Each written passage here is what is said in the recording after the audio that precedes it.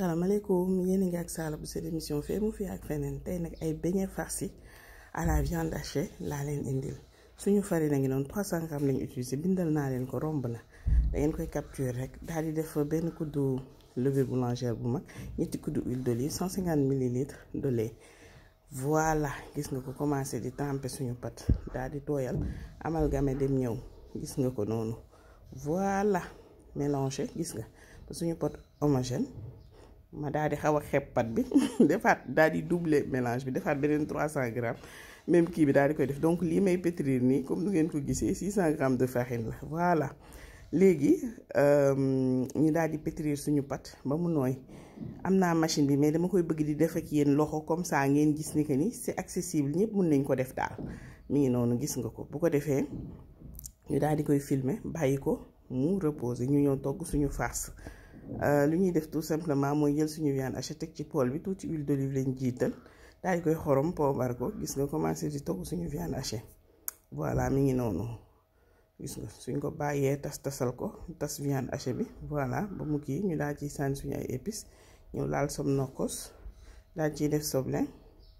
ay poivron tricolore daal di yëngal gis nga togg ba mu ñor voilà.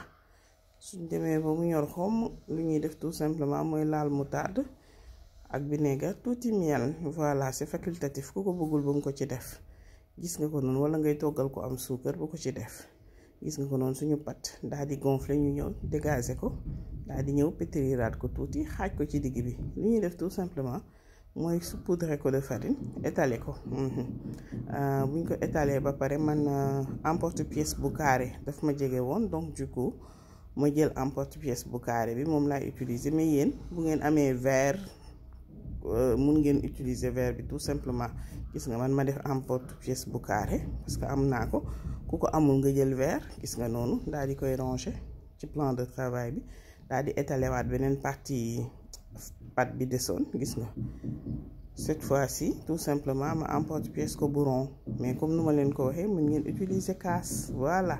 comme ça buñ ko emporte-pièce ba pare daal di koy teg gis nga ko voilà li ñuy def mooy teg ko ndànk mu reposer benn 15-20 minutes jàpp 25 minutes mu jugaat tuuti rek ñu ñëw commencer saaf comme ça boo dugalee ci diwlin bi gis nga nu muy gonfler donc beignet bi ci biir di gonfler ubbeeku lu koy def rek mooy ñëw ubbi ko gis nga ko noonu daa xaw a tàng nag daal ciy def les mélanges mayonnaise ketchup ak kaani la def ci viande hachée bi mi ngi noonu pare na voilà ñu jël bu carré bi essayé ko voilà mélange mayonnaise ketchup tuuti kaani soupçon rek xam nga koor gi kaani gu bari baaxu si daal di lal salade teg tomate fraîche daal di ciy def viande hachée bi sandwich bi neex la def maa leen ko wax nga ciy sentir soupçon kaani bi mu lay jox appétit pour nga mën a lekk ndax xam nga biir yi dañuy tëju ci koor gi mais non en tout cas daal mi ngi noonu lii lañ leen indiloon tey bu leen fàtte abonné bu leen fàtte aimé soo leen amee ay questions yu ngi leen di xaar ci commentaire yi merci Mounas.